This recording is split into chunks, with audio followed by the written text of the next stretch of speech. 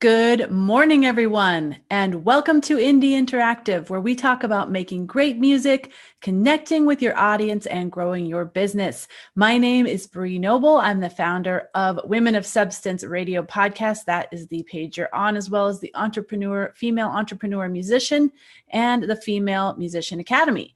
And today we are talking about entrepreneurship for musicians.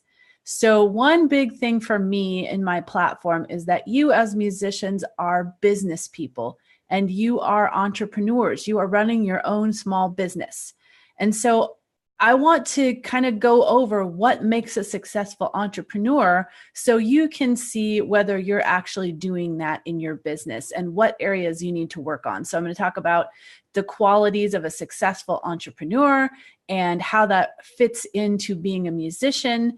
And then we'll talk about whether you think, where you are in all those different qualities, whether you have those naturally, whether there's something you need to work on, whether you need to get some help in that area.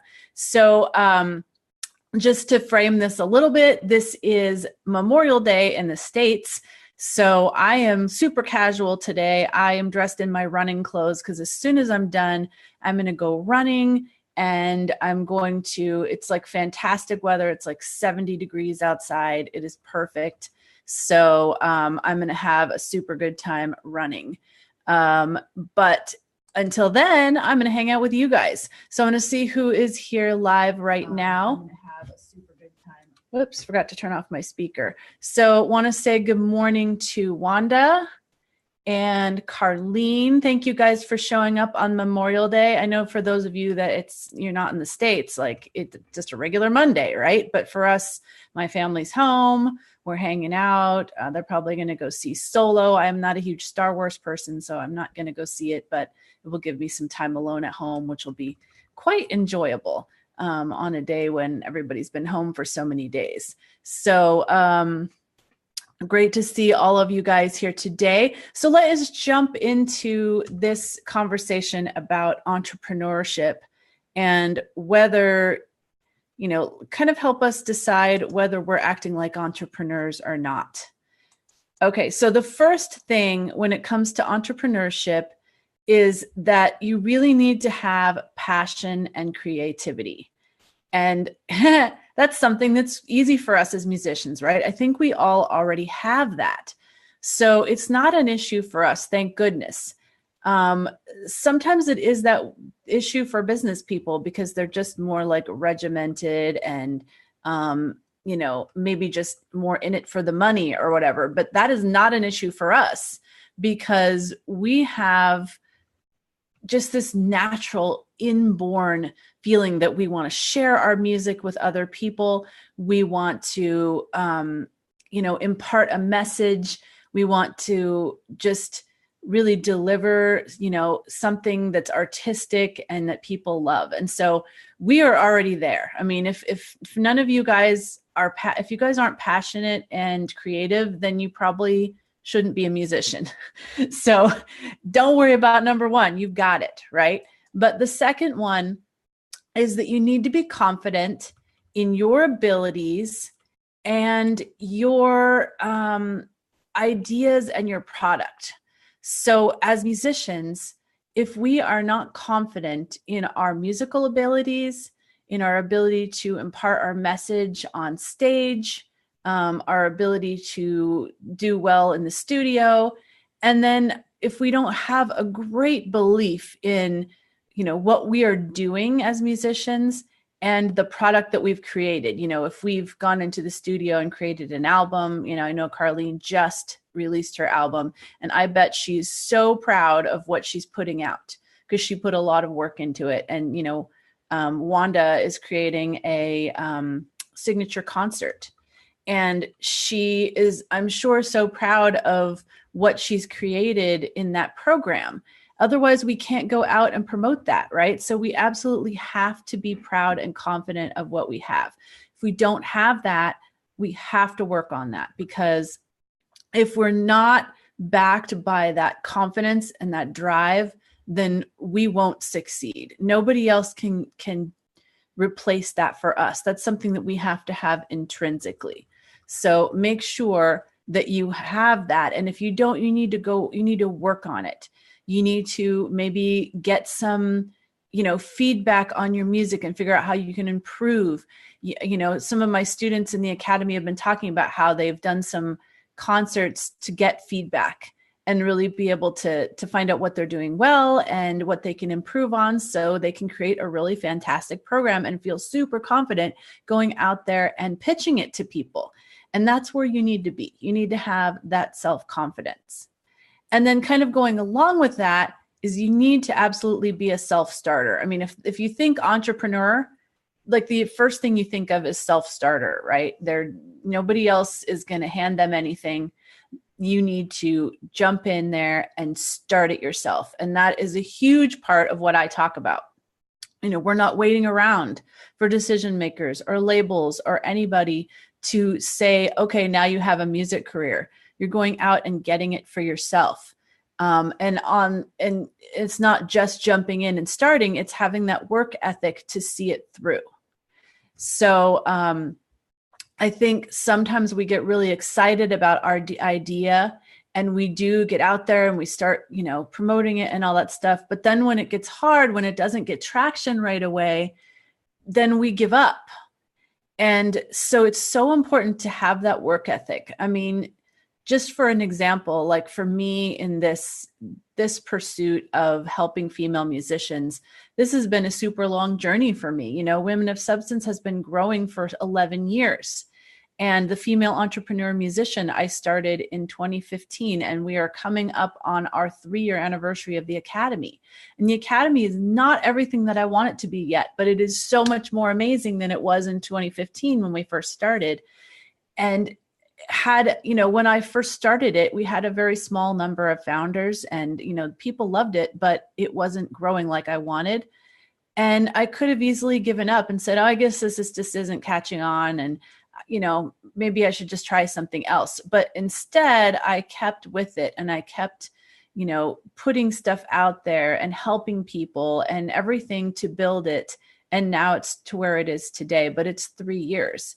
And we see so many other musicians who they look like they have so much success, but we don't realize what has gone into that. We don't know how many years of struggle were behind that. And that's one reason I love doing interviews on my podcast, because it just goes to show how much work has gone into all this stuff that you see at the end result. It's not about just jumping in and having immediate success. That almost never happens. So we need to realize that there is going to be a lot of grinding sometimes, and we may feel like we want to give up. That's my favorite question to ask on the podcast. Tell us a story about a time when you felt like you were going to give up. You felt like you were just frustrated, nothing was working. And how did you push through that? And what did you learn? That's my favorite question. And some people, I get answers, everything from like, I feel like that daily, or, I can think of a whole bunch of times, or there was one specific time where actually I did give up, but then the music pulled me back in because of my passion and creativity. So, I think that's where you can maybe listen to stories of other artists and get inspired to push through and keep that work ethic. Okay, and going along with that again is competitive nature and determination to succeed. And I think this is pretty clear, and it goes along with all the other things I've been talking about along the way, is that we just have to believe. We have to believe that we're going to succeed, and we have to, just stick to it. And we have to, like, being competitive is not bad. I always talk about, there's healthy competition, and we need to have that healthy competition in our world to push us forward, but we can't have so much competition that we feel like crappy about it. We feel crappy about ourselves. So we need that good balance. Just kind of checking in here on the chat. Good morning to Catherine and Carol. And let's see, Elid, and you'll have to tell me if I'm pronouncing your name right. Is it Elid, I would say, but I could be wrong. But good afternoon, because she is from Scotland. Let's see.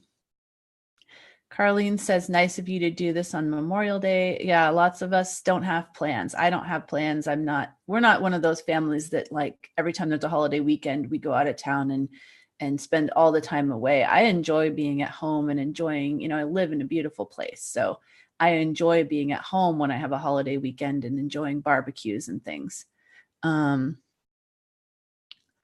And yes, I do have an international audience. Like a lot of the people in here, I noticed, like Christina, I know she's, I think, from Germany, and Elid is from Scotland, and Catherine is from Canada.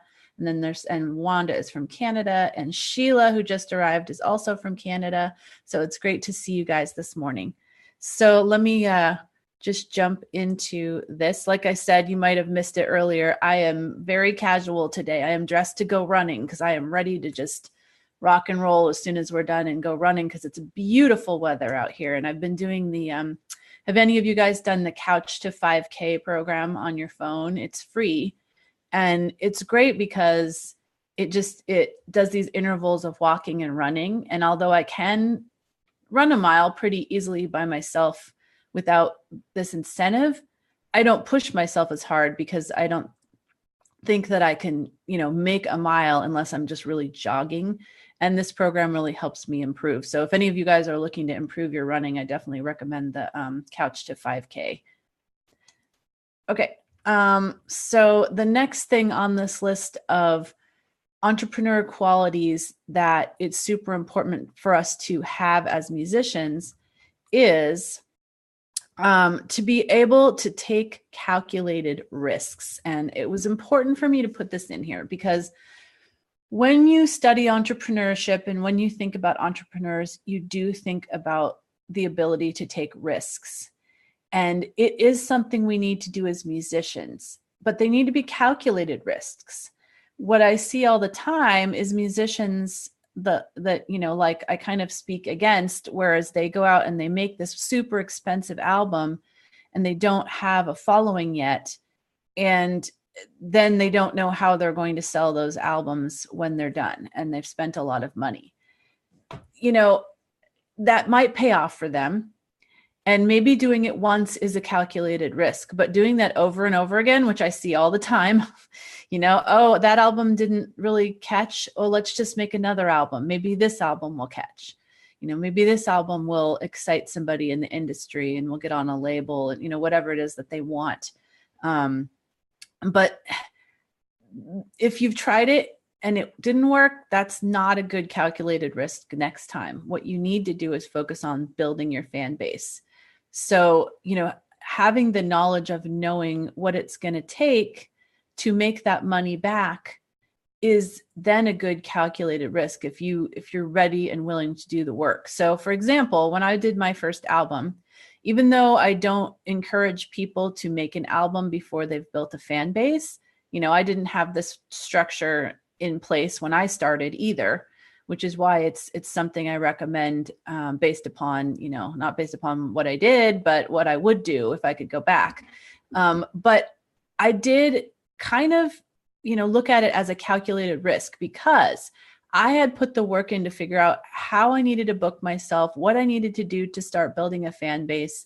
And once I did that, I said, okay, I think I can go out there and make this album and spend $8,000, knowing that I can now go out and book some tours to get, to make sales and make that money back. And so I had a plan. And that's what a calculated risk is. You need to have a plan in place of how you're going to make that money back.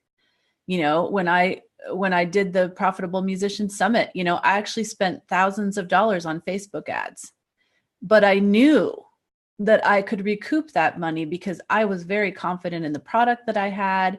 I, had some research to know that people would want to, get those interviews and use them.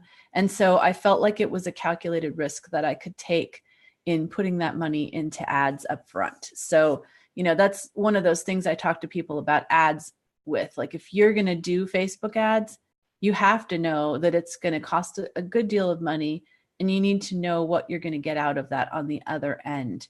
And whether that's a good risk or not just let me throw some money at this and hope that something happens. So that's what taking calculated risks is all about. And it was important for me to mention that because I think musicians are a little bit too, either they're way too far on this end, or they're taking risks that they shouldn't take and they haven't even thought about it, or they're so risk averse that they don't do anything and they don't spend any money on their music. And then they don't get anywhere because, as they say, like, it takes money to make money. And it is unfortunately very true. But you need to understand where you should be spending your money. Don't throw a bunch of money at a PR agent or at a radio promoter or anything, creating an album like super expensively when you haven't built a fan base. You need to think these things out, make plans, and take calculated risks. But I just see musicians too often saying, well, I don't have a way to make money, so I can't spend money. And most of the time, unless you spend a little money, you're not going to have a way to make money. You can't start putting yourself out there as a musician if you haven't spent a little money on a website and some headshots and, things help if you need help writing your bio or whatever it is, things that you need, and training, like places like the Female Musician Academy or other courses, training that you need to know how to do these things. That is just some money you're going to have to spend up front. So don't be so risk averse that you don't invest in yourself. Okay, so next is, and this is obviously one of my favorite topics, organization.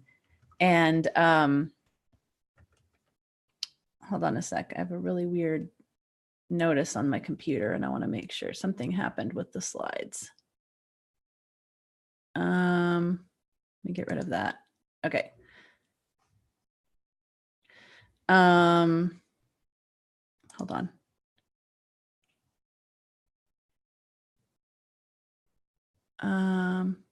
Sorry, there's just a very strange note on here. There we go. Just like overtook my slides. There we go. Okay, so obviously organization and planning and all that stuff is a huge thing on my part, and consistency. And that is what I try to really, really focus on in the academy and with all my goal setting activities. And it's so important for moving forward.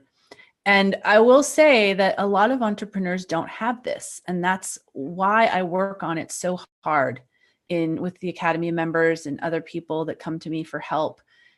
Goal setting is not natural a lot of times to creatives, to entrepreneurs, because we are that scattered creative mentality.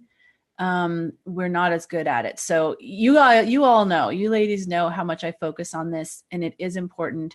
And many of you are working on this because it doesn't come natural. So I did want to mention that a lot of entrepreneurs struggle with this, and they either teach themselves to organize their chaos or they get somebody to help them be more organized. And you can go either direction on that. But as solopreneurs, I recommend that you right now just learn how to be a goal setter and how to be consistent. Okay, and the last thing is people skills and relationship building. This is super important, but I want to stress here, you don't have to be an extrovert. A lot of very successful entrepreneurs are not extroverts. You just have to learn how to do this relationship building in a way that makes you feel comfortable. Find places where you do feel comfortable getting out of your comfort zone and getting out of your shell.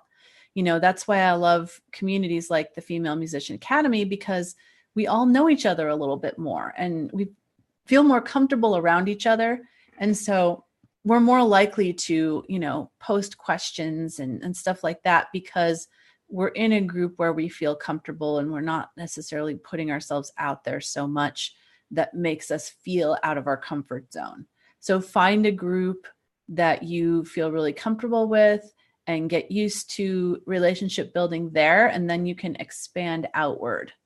But you do need to be able to do that And you do need to have people skills in order to, deal with interviews and talk in front of your audience and all those things. So if that doesn't come naturally to you, you should go out and get some training in that area. You should get some practice. That's why I recommend like open mics and free gigs. You can practice your onstage presence. You can, have a friend interview you to get some practice for interviews. You could do things like Toastmasters. Those are all really valuable ways to get better in this area. So what can we do if we don't have these skills and all the qualities that I mentioned? Some of them are just natural qualities that we have, right? I would say, for me, I'm naturally creative. I'm not naturally organized, but I've kind of learned to be naturally organized. I'm definitely very naturally competitive.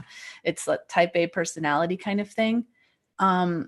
I think I've had to work on the confidence and like strong belief in what I have to offer, that kind of stuff. I think that's been the area that I've had to work on the most out of all of these things. And people skills, like I'm naturally a people person, but I definitely have had to work on my people skills. And over the years, I've definitely had to work on my ability to speak in front of people and stuff like that. So none of us are going to have all of these things naturally. Some of them do come naturally to us, and some of them we have to work on. So either you can specifically try to work on these things that are not working for you naturally by, having a mentor, just working with some peers that are good at these things, asking advice, taking specific courses in those areas. You can always just get training that way. Or, as you grow as a musician, you can get help, and you can seek help with people that fill in these gaps for you. You can get people on your team, whether they're a volunteer or somebody that you pay, that are good at these things. If you're just hopelessly unorganized and you've tried, I'd say the first thing I would do is hire, a virtual assistant that can get you organized, that has those natural skills. So, for something like that, you can hire people to help you in those areas. But you can't hire somebody to help you be more confident. I mean, you can take a course and you can do some practice things that can help you, but those are things that are internal that you have to work on within yourself to be better at them in order to be a successful entrepreneur as a musician. So I just want to ask you, like, what are the things that you want to work on first out of all of these things? What do you think maybe you need the most work on, or that you realize, you're kind of close, but you have a little bit of work to do on that. So maybe you'll tackle that thing first and then go on to the next thing that you might need work on. And, one reason I'm doing this topic is because I am doing my Musician's Profit Path masterclass coming up again this Thursday. And any of you that have not been to that or are interested in going to it again, any of you that are in the academy already have access to that, and you're already working the stages. But if you are watching this and you're interested in getting into like what the 5 stages of music career growth are, and knowing what you should be doing along the way in order to move forward in those stages, those are all the things that you do day to day to act like an entrepreneur as a musician. So if you're interested in coming to that this Thursday, it's musiciansprofitpath.com. You can go there and you can sign up to join me for the masterclass on Thursday. I just want to see what everybody's saying. Carlene says, I need to make a weekly schedule and stick to it with the calendar, like you taught us on day 1. Yes. And that's where I think you can use what I talked about last week with the 3 things a day.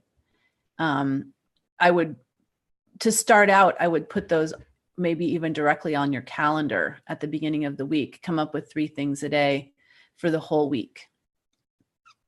And Carlene says that the Musician's Profit Path Masterclass is awesome. Thank you so much. Want to say hi to Marilyn, who just joined us. Let me scroll down here. Let's see. Catherine says, I struggle with people skills, but have gotten much better over the years. So Catherine teaches students. So I bet you just having students all the time has improved your people skills naturally, which is great. But yeah, I think we all can use improvement with people skills, whether it's in front of a huge audience or one-to-one. I remember when I was performing a lot, I could talk about anything in front of a huge audience, but I felt super shy talking one-to-one, which I thought was so interesting. It's funny that I can tell the world like some intimate parts of myself, but then talking one-on-one with people that came up to me after the show is uncomfortable. Maybe you guys can relate to that. It seems like such a weird thing, but I think as musicians that can happen. Let's see. Carol says, definitely still need some work with organizing, especially the being consistent part. This reminds us to keep on track. Yes. Yeah, the consistency. A lot of times, we have the work ethic, but we just don't know what we should be doing every day. And that's where the planning comes in, so we can stay consistent. I test high on the introvert. That is crazy, Carlene. I am so surprised sometimes with people that test high on the introvert scale, but I think we're confused about what an introvert is. And I know because my husband's an introvert, my daughter's an introvert. It's not that they don't like to talk.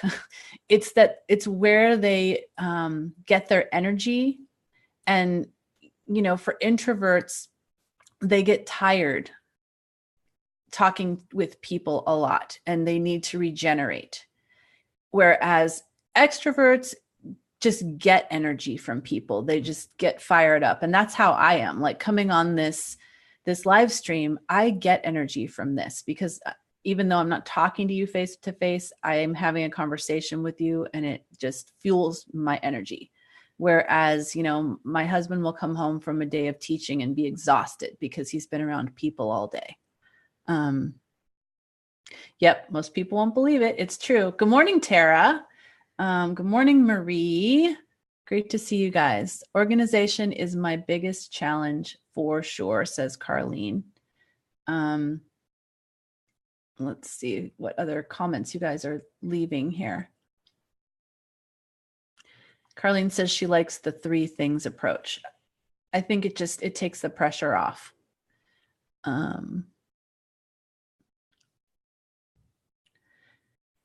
We're much more comfortable at a distance. Interesting. So Carlene is saying that my ability to talk in front of an entire audience of people versus feeling less comfortable one-on-one is introversion. So maybe I believe that I am right on the borderline. I think I'm probably leaning toward extrovert, but when I've taken the test, I was on the borderline E. They told us introversion is where we are most comfortable, not what we exhibit. And yes, we need recharging. Mm-hmm. Yeah, and that's why I think I'm on the borderline, because I really do love to be recharged. I love to be alone, and it does recharge me. But I also get very charged up being around people. So it's interesting how that all works. Well, thank you guys so much for showing up. I am going to go and enjoy my run. It is just a beautiful day here, and I hope you guys enjoy your day as well. Whether you have a holiday or it's a regular Monday, just pretend it's a holiday and enjoy your Monday if you don't get one. And thanks again for showing up for Indie Interactive. I always appreciate you guys. We'll be back next week. And again, if you want to join me for the Musician's Profit Path, it's musiciansprofitpath.com.